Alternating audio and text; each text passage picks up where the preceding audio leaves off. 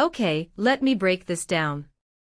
So Arsenal's about to face Dortmund in this Emirates Cup match, but the real story here isn't the game itself, it's the chaos behind the scenes. Let's start with Bruno Guimaraes. If you're not paying attention, you might miss it. He's supposedly on the verge of joining Arsenal, but here's the twist, no one's actually confirmed it yet. That lack of clarity. It's fascinating. In my opinion, this silence from the club tells you everything you need to know about how modern transfers work.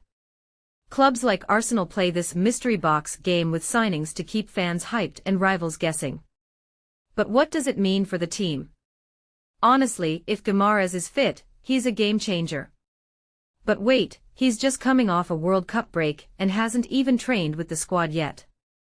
So even if he's officially signed, is he ready for the season opener? Probably not. That 3-week break feels like a red flag for me. This move might be more about future-proofing than immediate impact. Now, let's talk defense. Gabriel's starting, which makes sense, he's a leader. But pairing him with Mosquera? That's bold. Mosquera's a solid signing, sure, but this is their first real test together. What many people don't realize is that Arsenal's defense last season was shaky when they had to adapt mid-game. If this duo struggles, it could expose the same vulnerability. But here's the thing, Arteta's always experimenting. Maybe this is his way of saying, we're building something new, even if it's risky. And then there's the absences. Saka, Rice, all the big names are still on World Cup breaks. On the surface, that's a bummer for fans wanting to see the stars shine.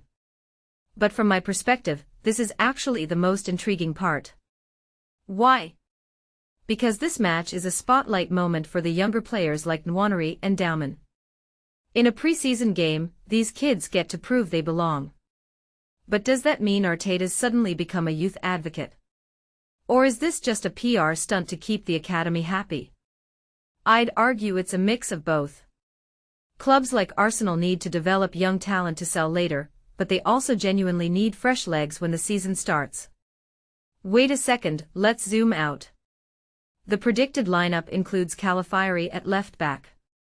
That's a positional switch, right?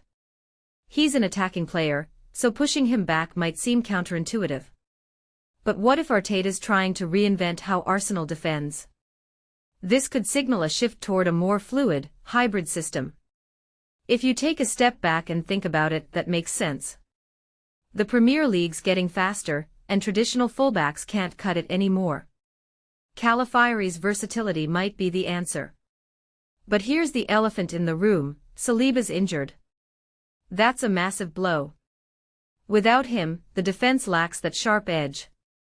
And Timber's a doubt too. Honestly, this feels like a pattern. Arsenal's been plagued by defensive injuries for years.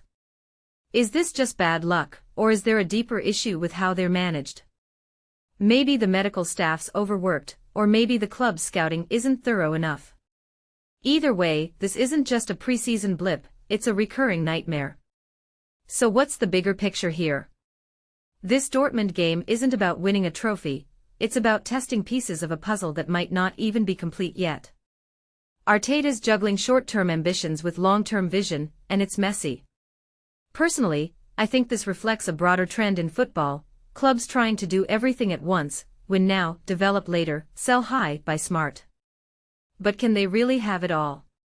Maybe not. But hey, that's what makes this sport so addictive. What do you think? Drop your takes below, let's debate this.